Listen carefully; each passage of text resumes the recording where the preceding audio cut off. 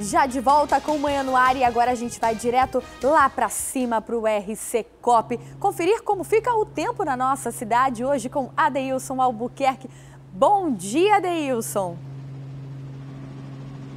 Oi, Carol. Bom dia para você, bom dia para o papai, para a mamãe, bom dia para todo mundo que acompanha o Manhã no Ar e um bom dia especial para o jornalista Nelson Brilhante, que também está ligadinho na nossa programação. Neste momento o tempo é bem aberto, Carol, como Alex Gomes, que é o nosso repórter cinematográfico, aponta para o horizonte. Temperatura média para hoje de 25 graus, sensação térmica de 27, raio UV moderado, possibilidade de chover é de 10%. O pôr do sol está previsto para as 5 horas e 58 minutos da tarde. A máxima de hoje deve alcançar 31 graus, ou seja, pelo tempo que o Alex Gomes mostra neste momento, sol muito forte, vamos ter um dia bastante quente, Carol.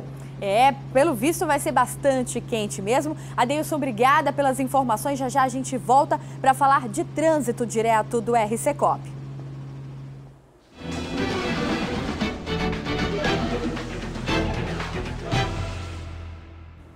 E agora a gente volta ao vivo lá para o estúdio da Rádio A Crítica FM, que continua nessa semana a série de entrevistas com os candidatos à Prefeitura de Manaus. O entrevistado de hoje é o José Ricardo, do PT. Vamos então falar com eles. Bom dia, Adriane, novamente, né? Bom dia também ao candidato José Ricardo. Bom dia, André. É uma boa entrevista para vocês. Já quero desejar logo de cara e perguntar, Adriane, como é que vai funcionar a dinâmica dessa entrevista? Adriane, conta pra gente. Essa entrevista foi decidida por ordem de sorteio, juntando os representantes de todos os 9 candidatos. Então, por isso, desde a semana passada a gente começou as entrevistas e segue até a próxima sexta-feira. Hoje o nosso quinto convidado é o José Ricardo, do PT, que é candidato à Prefeitura da cidade de Manaus. Ele vai ter 30 minutos para expor as suas propostas, responder as nossas perguntas relacionadas às situações sociais de Manaus, aos factuais de campanha política, alianças, enfim, um momento que a gente abre o espaço para que todos os candidatos possam divulgar um pouquinho mais de suas campanhas, principalmente nesse período que é um ano muito atípico, eleitoral, né, onde há uma série de regras, de mudanças nas campanhas, na rua, no rádio, na televisão. Então a gente abre esse espaço para que eles possam expor e para que o eleitor possa ter mais opção de avaliar melhor cada candidato e decidir o seu voto. Tá certo, Adriane. Olha, mais uma vez, boa entrevista aí para vocês. André, que é editora executiva do jornal Obrigado, A Crítica, Carol. o candidato José Ricardo, do PT. E a Adriane também, boa entrevista para vocês. Você que está saindo de casa, sintoniza agora na 93.1, que vai começar agora e nós vamos acompanhar um pouco. É com vocês. Obrigada, Carol. Então vamos lá. Hoje a gente recebe o José Ricardo, tem 52 anos, nasceu lá no Rio Grande do Sul, mora em Manaus desde os 7 anos de idade, foi por 2 vezes vereador, está no segundo mandato como deputado federal e hoje é candidato à Prefeitura de Manaus pelo PT. Seja muito bem-vindo, bom dia. Bom dia, Adriane, bom dia, André, bom dia a todos e a todas que acompanham pela Crítica. A gente tem acompanhado a sua campanha política no rádio e televisão, principalmente na televisão, e tem aparecido muito pouco aquela famosa estrelinha do PT ou os símbolos que identifiquem o Partido dos Trabalhadores. Isso foi uma estratégia de campanha tendo em vista o momento político que a gente está vivendo, onde acabou de acontecer o impeachment, a figura do PT acaba ficando um pouco desgastada politicamente, ou não tem nada a ver com isso? Na verdade, o partido ele tem vários símbolos, né? Você tem a estrela, você tem a abreviatura, né? PT, e você tem um número, né? Como as pessoas vão votar no número, né? No 13, que é o meu número como candidato, a gente está dando ênfase, né, ao 13 por conta exatamente desse diálogo com a população, para que as pessoas possam estar associando ao candidato as propostas, as ideias que nós estamos colocando para o debate e também o número, que é, portanto, a decisão da pessoa, que é votar no número. Então, essa é a decisão. Fora isso, continuamos o partido, os ideais, as propostas. Eu estou há 21 anos no Partido dos Trabalhadores e queremos mudar a realidade da cidade de Manaus, né? Então, vamos levar essas propostas. Mas é o número 13, que é o número que as pessoas vão votar, é o PT. Nesses 21 anos, o senhor já viveu vários momentos do PT, desde o momento de oposição até chegar à presidência da República durante esses últimos anos. O senhor acredita Como o senhor avalia esse momento, até para o senhor lançar pela primeira vez também a sua candidatura ao Executivo representando o Partido dos Trabalhadores? Nós estamos vivendo no Brasil uma situação realmente de agressão à Constituição brasileira, né? Porque o nosso sistema é democrático, é presidencialista, a pessoa é eleita para ter um mandato de 4 anos e tem o direito de exercer. Nós temos agora, com o impeachment, né, um rompimento disso, porque se só afasta alguém se foi cometido algum crime, né, de responsabilidade, e isso não foi demonstrado. E, por outro lado, o combate à corrupção precisa ser intenso, né, e o governo Lula e Dilma enfatizaram muito isso incomodou. E hoje nós temos um governo onde boa parte do ministério tem pessoas envolvidas em corrupção, né? Então é um problema sério isso. A eleição é o momento da gente discutir as questões locais e é isso que a gente vai estar dando ênfase, né? A nossa experiência, a nossa formação, o nosso compromisso, né? Um compromisso com a população é o que faz com que a gente discuta a solução dos problemas. As pessoas hoje querem saber como é que vai ser resolvido o problema de falta de água, que os governantes até agora em Manaus não resolveram, boa parte da cidade. As pessoas querem saber sobre o transporte coletivo, por que continuam os mesmos empresários no sistema de transporte que não cumprem o contrato. As pessoas querem saber por que não se constrói casas nessa cidade, numa cidade que é a 7ª maior cidade brasileira em termos de população e não tem uma política habitacional. Então, nosso foco é esse, né? Levar propostas para solucionar os problemas das pessoas, né? Mudar a vida, valorizar a vida. O senhor vai já ter a chance de falar sobre esses projetos, só quero abordar mais um pouquinho essa questão do PT. O PT tem alguns dos seus filiados atualmente presos, né? João Vacari Neto, Delúbio Soares, José Disseu. O senhor acredita que isso de alguma forma desgasta a sua imagem, que tem 2 mandatos de vereador, 2 mandatos de deputado, e que não tem nada que desabone a sua conduta, e o senhor acha difícil pregar esse discurso fazendo parte de um partido onde tem muitos dos seus membros enrolados com a justiça? O PT tem 1,5 milhão de filiados, né? Então, se algumas pessoas estão aí respondendo na justiça em relação a eventuais crimes, isso é normal, no sentido de que a justiça esteja funcionando. Fora isso, o partido continua. Continua até porque aqui ninguém está envolvido em Lava Jato. O PT do Amazonas, por exemplo, não tem ninguém na Lava Jato.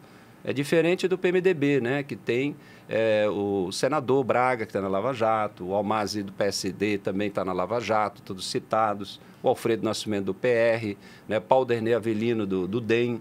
Então, dos outros partidos, nós temos uma série de políticos aqui no Amazonas envolvidos na Lava Jato. Do PT não tem ninguém.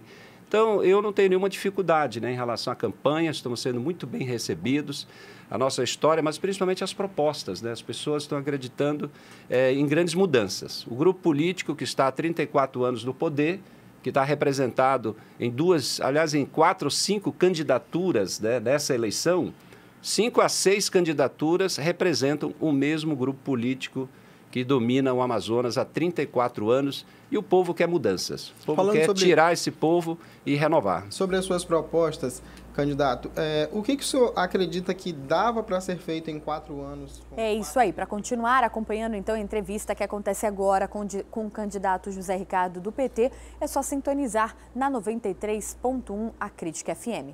E, bom, agora chegou a hora da gente conferir a movimentação na nossa cidade. Vamos lá para cima, direto do RC Cop com Adeilson Albuquerque, o nosso cinegrafista Alex Gomes, que eles vão trazer aí todas as notícias para a gente sobre trânsito. Adeilson, onde é que você está agora? Conta pra gente e fala um pouquinho também como está o trânsito na nossa cidade nessa manhã de segunda-feira.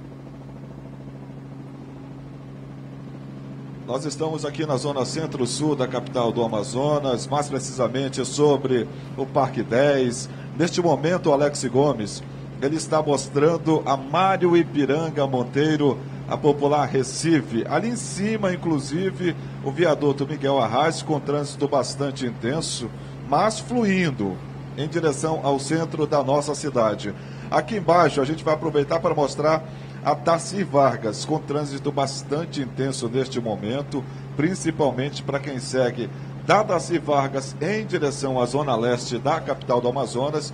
Olha só, para quem vai ali em direção ao viaduto Gilberto Mestrinho, a bola do Coroado, o condutor já vai ter que ter um pouco mais de atenção, um pouco mais de paciência, até porque o volume de veículos, Carol, é bastante intenso. Olha só, o Alex Gomes agora fecha para a gente detalhar para quem desce aqui do viaduto Miguel Arraes em direção a Efigênio Salles, aí já encontra este trânsito bastante carregado, muito intenso. Tentamos enxergar aqui algum acidente, algum carro em pane mecânica, mas nada disso a gente constatou, apenas mesmo devido ao grande número de veículos que saem, inclusive, tanto da Darcy Vargas em direção a Efigênio Salles, ou para quem sai também do Parque 10, quem vem ali da Bola do Eldorado e converge também para cá, para Efigênio Salles. Agora a gente aproveita também este momento que nós estamos sobrevoando. Oi, Carol. Eu já ia pedir, eu não sei, na verdade, muito bem a direção que vocês estão indo agora, mas aí bem pertinho no Parque 10, na Perimetral 2, a gente viu hoje de manhã, né, demos a reportagem aqui no Manhã no Ar, sobre um prédio, uma construção que desabou, parte aí da pista da Perimetral, perto de onde aconteceu esse acidente, foi interditado. Queria saber como é que está o trânsito nessa área, que já é complicado normalmente, aquela saída ali embaixo, na Rua da Igreja, ali no Parque 10, né, que geralmente é complicado. Eu queria saber se o negócio está pior hoje, se você consegue ver isso aí para mim, aí de cima. Tá aí, estamos mostrando neste momento, inclusive a igreja que você falava, essa aí, ó. Essa. A Igreja Católica São Judas Tadeu, até uma forma mesmo de a gente localizar quem está em casa.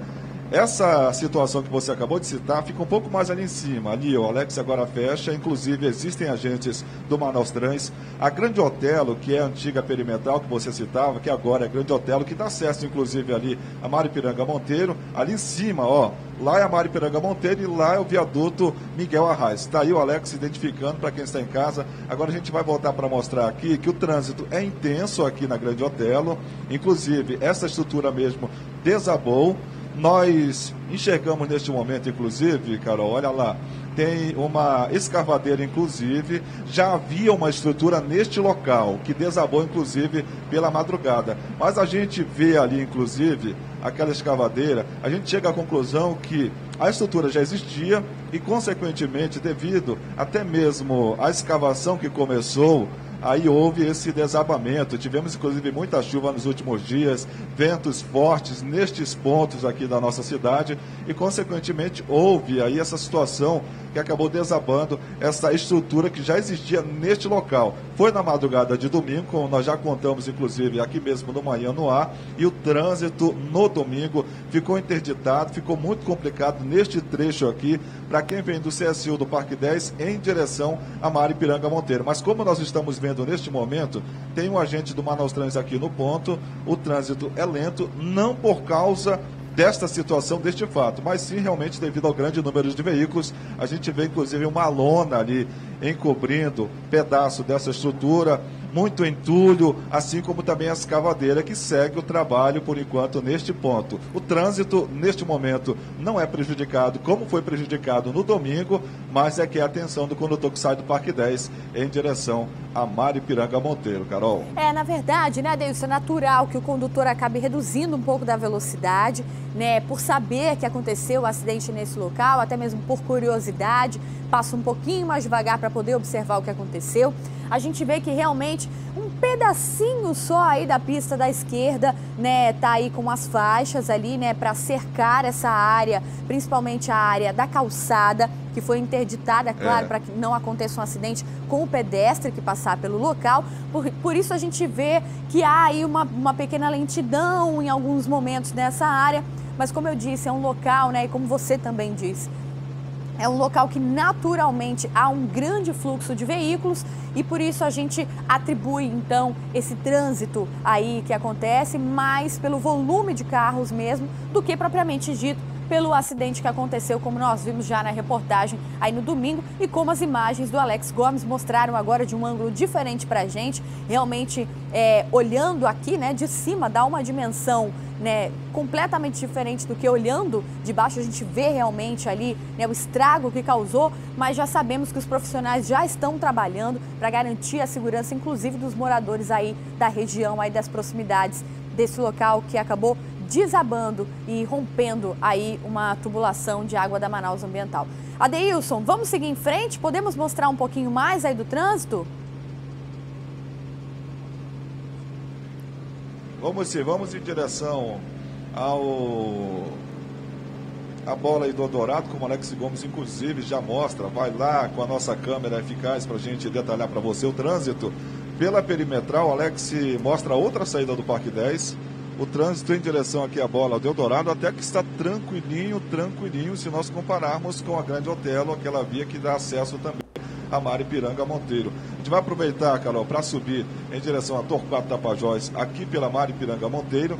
A gente vê que o trânsito, inclusive, é um pouco mais intenso sobre o viaduto Ayrton Senna, que antecede a Assembleia Legislativa, que dá acesso, inclusive, aqui para o Eldorado. Trânsito bastante intenso, mas até que fluindo, principalmente em cima ali do viaduto Ayrton Senna, mais uma vez que antecede a Assembleia Legislativa. Mas se nós compararmos a Maripiranga Monteiro e a Constantino Neri lá em cima, próximo da Arena da Amazônia, e também a Djalma Batista, que fica ao meio, tá aí as duas vias, Djalma Batista aqui embaixo e lá em cima a Constantino Neri, até que a Constantino e a entrada da Djalma Batista com trânsito bem melhor, fluindo em direção ao centro da nossa cidade. Ou seja, quem sai da Torquato Tapajós, a melhor opção, ou a Djalma Batista ou a Constantino Neri lá em cima, passando em frente à nossa Arena da Amazônia. Tá certo, Adeilson. Olha, obrigada pelas informações. O RC Cop, o helicóptero da Rede Calderaro de Comunicação, com Adeilson Albuquerque, nosso comandante, também cinegrafista Alex Gomes, trazendo todas as informações do trânsito aí, das principais vias da cidade para você. Muito obrigada, Adeilson, e uma boa semana a todos vocês. Em nome de toda a nossa equipe, é sempre bom colaborar com o dia a dia da população e até amanhã, Carol. Até. E olha, agora a gente fala de uma competição bem bacana de pesca esportiva e que deve movimentar a Ponta Negra no dia 24 de setembro, viu? Cerca de 200 pescadores estarão em busca do maior tucunaré. Não é mesmo, Té Morel? Fala com a gente agora. É isso mesmo? Esse torneio tem uma outra função social também, que é a história aí, né? Que a Té vai contar pra gente. Conta isso, Té. É isso mesmo, Carol. Além de ser um grande torneio de pesca, né, existe aí também uma função social, porque esses pescadores, eles já fizeram em outras edições o recolhimento de pelo menos 2,5 toneladas de lixo que são encontradas nas águas dos nossos rios aqui no Amazonas, né? Agora vamos falar um pouquinho desse torneio de pesca. Ele tem também a questão ambiental que ajuda muito, né? Com o Rogério Bessa, que é um dos organizadores, ele que está aqui com a gente e veio falar sobre como isso pode incentivar o nosso turismo, como é que isso pode realmente acabar agregando algum tipo de valor aqui para a nossa região. Rogério, bom dia. Bom dia. Primeiramente, queria agradecer aí a Rede Calderaro de Comunicação pelo apoio ao evento. Esse que é um evento que visa apresentar para a nossa cidade mais uma atividade de entretenimento e lazer, mostrar que a pesca é uma atividade que agrega muito ao turismo. E o nosso torneio, ele também não é só um torneio de pesca, né? Como você havia falado, a gente tem aquele apelo ambiental muito bacana, que a gente resolve homenagear o Lago do Tarumançu, o Rio Tarumançu, para a gente limpar, né? Então a gente, através dos nossos pescadores, a gente se mobiliza para recolher todo tipo de lixo flutuante que existe naquele local, né? E essa é uma mensagem ambiental que a gente deixa, porque a gente tem uma riqueza enorme nos nossos rios. O Tarumã é a nossa grande piscina, a gente fala isso, que é onde a gente brinca, onde a gente pesca, onde toda a população manauara vai para esse lugar. Então a gente quer levantar a bandeira da preservação e ao mesmo tempo mostrando o potencial da pesca esportiva. Agora vamos falar um pouquinho direto mesmo para os pescadores, para aqueles atletas, vamos dizer assim, para aquelas pessoas que praticam a pesca esportiva, como é que eles podem participar, né? Que público é esse, como é que é essa grande competição? Bem, a terceira edição do torneio de pesca esportiva Amigos do Tarumã, você pode fazer inscrição em 2 locais, um é na Pizza Bessa, na Rua Teresina 123, e a outra na Sucuri do Manauara Shopping, somente nesses 2 lugares, ao preço de R$ 450 por equipe. A equipe são 3 pessoas, tá certo? E a gente conta com vocês, ainda dá tempo, até dia 20 de setembro as inscrições. Pois é, Carol, e tem uma grande área aí que esses pescadores vão poder atuar, vão poder procurar esse grande tucunaré, né? Vão poder fazer essas inscrições e participar dessa competição. O Carlos Cefarte é outro organizador do evento que também está aqui. Carlos, realmente faz muita diferença realizar um torneio dessa magnitude aqui na nossa cidade? A gente tem um potencial incrível que realmente não é explorado, né? Isso, exatamente. Como foi mencionado anteriormente, não só é mais um motivo de turismo e socioambiental para o nosso estado e mostrar que é importante trazer pessoas de fora para mostrar que o Amazonas não se resume só no Rio Negro ou só nas belezas naturais, mas que nós temos uma cidade, um povo inteligente, um povo bonito que pode estar melhorando ainda mais a capacidade do ribeirinho e mostrar que é possível se unir a preservação do meio ambiente com coletas de lixo que nós estamos promovendo e a preservação do meio ambiente, né, junto com o torneio de pesca. Bom, a gente aproveita também para lembrar, Carol, que os pescadores que quiserem participar, eles precisam ter sim a carteira de pescador, precisa ter também uma embarcação própria, né? Tem algumas regrinhas, mas quem quiser mais informações, como o próprio Rogério já falou, as inscrições estão abertas na Pizzaria Bessa e também na Sucuri do Manauara Shopping. Todas as informações estão disponíveis lá, podem ser feitas até o dia 20 de setembro, não é isso, Rogério? Até o dia 20 de setembro, lá tem todas as informações para quem quiser participar, com certeza vai ser um grande evento. Tá certo, Té. Olha, você falou um pouquinho, mas vale lembrar mais uma vez que a quantidade de turistas que vêm para nossa região atraídos pela pesca esportiva é muito grande, né? Eu voto para que o torneio de pesca seja permanente e já desejo boa sorte a todos os pescadores aí que vão em busca desse grande tucunaré. Obrigada, Té.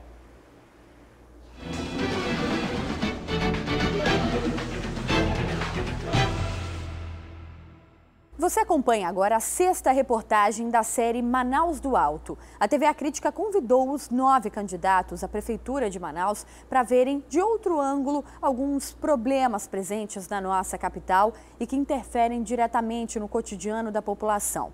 O tema abordado com cada candidato e a ordem de exibição das reportagens foram definidos através de sorteio com representantes das coligações e homologados junto ao TRE. Na reportagem de hoje, a Daniela Sayag e o candidato Marcelo Ramos, do PR, conversam sobre invasão de terras direto do RCCOP, o helicóptero da rede Calderário de Comunicação.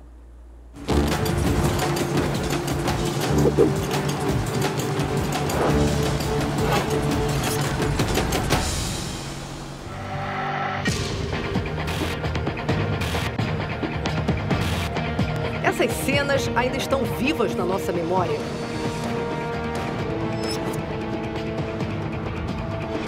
Invasão Cidade das Luzes, dezembro de 2015. De um lado, a polícia cumprindo uma ordem de desocupação. Do outro, crianças usadas como escudos humanos. Assistimos o conflito ao vivo. A gente vê uma mãe correndo com a criança. E aí o confronto direto mais uma vez.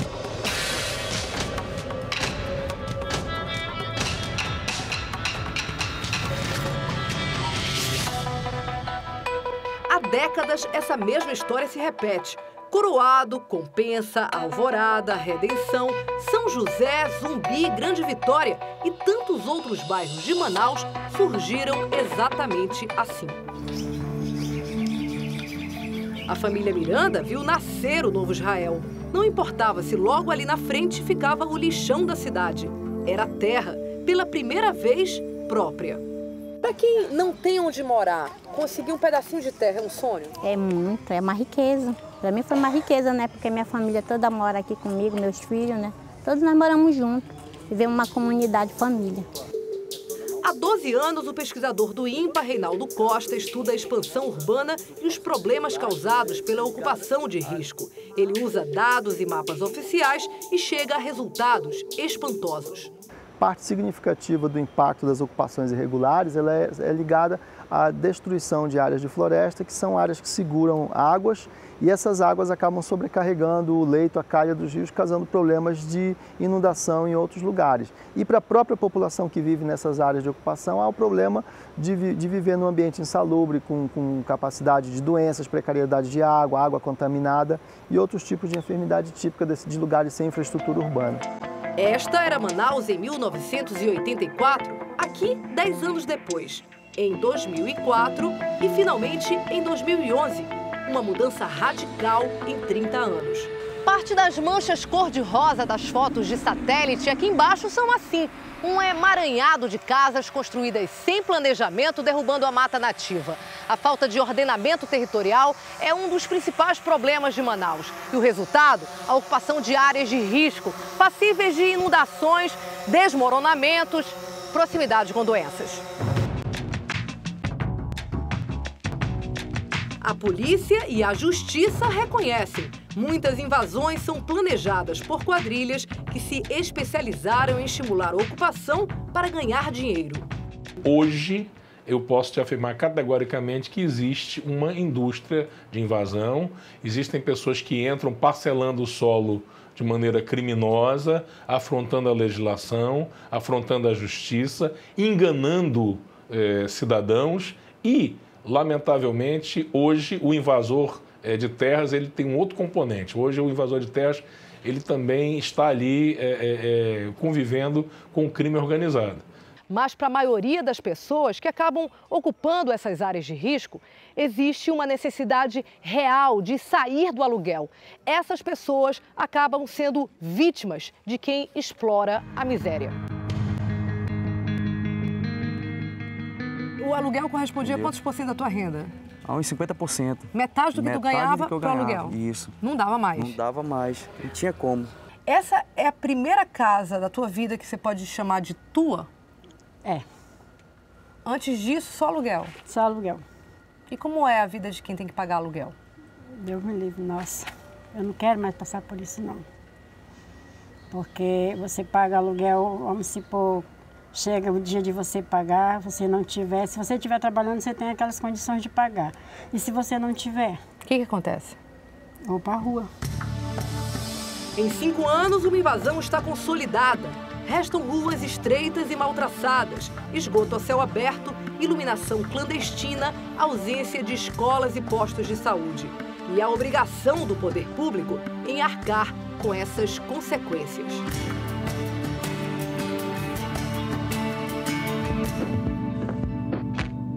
Convidamos o candidato do PR, Marcelo Ramos, para ver Manaus do alto. O tema da reportagem que coube a cada candidato foi escolhido por sorteio. Marcelo vai falar sobre invasão de terras e habitação. O que acontece com a política habitacional da cidade de Manaus é porque a cidade foi crescendo de maneira completamente desordenada, né? Então não se sabia direito para onde ela ia se expandir e foi tudo feito de uma maneira muito improvisada. Por isso que é tão difícil consertar? Exatamente. Na verdade, a prefeitura está sempre correndo atrás da cidade. A prefeitura nunca conseguiu orientar para onde a cidade crescer, como a cidade crescer. Então as ocupações se dão de forma desordenada e depois a prefeitura tem que entrar organizando ruas, oferecendo serviços. E mesmo nas poucas oportunidades que a prefeitura, o governo do estado teve de fazer uma ocupação mais ordenada, errou e errou de forma muito grave. Por exemplo, você instalou milhares de unidades habitacionais ali no Viver Melhor sem que tivesse nenhum serviço. De que maneira pode se incentivar, a prefeitura pode incentivar a verticalização da cidade? Nós precisamos verticalizar a cidade, mas verticalizar a cidade com unidades habitacionais populares. Tem duas coisas que nós não podemos ignorar. A primeira coisa, e não podemos permitir, a primeira coisa é que nós não podemos permitir que cresça e que permaneça essa onda de invasões que degradam o meio ambiente e que prejudicam o ordenamento da cidade. Mas, por outro lado, nós não podemos também fechar os olhos para 60% das famílias manauaras que moram hoje em subhabitações, pagam aluguel ou em habitações multifamiliares, mais de uma família na mesma casa. A prefeitura também precisa identificar áreas que estão vulneráveis para a invasão e, como essa que nós estamos vendo, por exemplo, muitas dessas áreas têm problemas no registro de imóveis, têm discussão de propriedade de posse e muitas delas têm dívidas milionárias com o IPTU, com a prefeitura. A prefeitura precisa arrecadar esses terrenos, tomar para si esses terrenos, urbanizar e vender lotes populares para as pessoas que precisam de um lugar para morar. Isso aqui no futuro acaba sendo um problema para a prefeitura resolver. Sempre é um problema para a prefeitura. E praticamente todos os bairros de Manaus foram instalados assim. Uma invasão, sem rua, sem nenhum ordenamento urbanístico, sem nenhum serviço público. E depois que está instalado, a prefeitura precisa entrar com serviços. Aqui aconteceu, inclusive, algumas cenas bem ultrajantes, né, de crianças sendo colocadas na frente ali da polícia. Quer dizer, é um conflito que há muito tempo a gente não via na nossa cidade. A gente sabe que o histórico dela, muitos bairros, como o senhor mesmo já disse, muitos bairros surgiram dessa maneira, mas foi um conflito aqui na nossa história recente, aqui Cidade das Luzes, que a gente tem que fazer qualquer coisa, tudo para ser evitado, né? Olha lá, Dani, aqui foi uma ação ambiental, porque essa área é uma área que faz parte da APA do Tarumã, da área de preservação permanente daqui da reserva do Tarumã. Acontece que é verdade que essa área faz parte da APA do Tarumã, mas também todos os sítios ali no entorno do laguinho também fazem parte da APA do Tarumã. Então é preciso agir com a mesma firmeza com as pessoas humildes e com as pessoas ricas que constroem locais irregulares e locais de preservação permanente. Aqui deve ser um projeto de Minha Casa Minha Vida, completamente devastado. Então isso é um exemplo de mau exemplo do poder público, ou do poder público diretamente, se é ele que está construindo essas unidades, ou do poder público quando licencia. Como é que permite licenciar um conjunto como esse, derrubando todas as árvores? Você vê, derrubaram tudo. Do teu ponto de vista, Marcelo, a cidade tem que crescer em termos habitacionais, para que sentido? A área central da cidade precisa ter mais unidade habitacional. Nós temos hoje um vazio habitacional na área central da cidade. O ProUrbis, ele é o Prosamin da prefeitura. Ele existe hoje? Existe hoje, ali no Jorge Teixeira. Ele anda mais lento do que deveria andar, mas o ProUrbis é um programa que eu entendo ainda melhor e mais barato que o Prosamin, principalmente porque ele não tira as pessoas do seu local de moradia. Na verdade, ele reestrutura do ponto de vista urbanístico as áreas que têm subhabitações. Vamos ser eficientes para executar esses recursos de forma a colocar a prefeitura à frente do crescimento da cidade. Uma prefeitura que orienta para onde a cidade vai crescer e que garante moradia digna para as pessoas.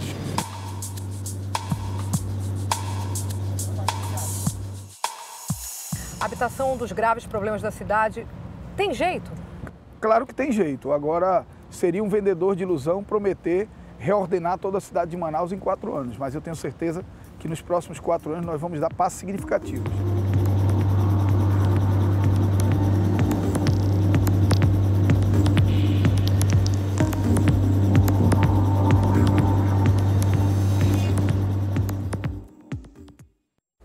Acompanhe agora a agenda dos candidatos a prefeito de Manaus para hoje.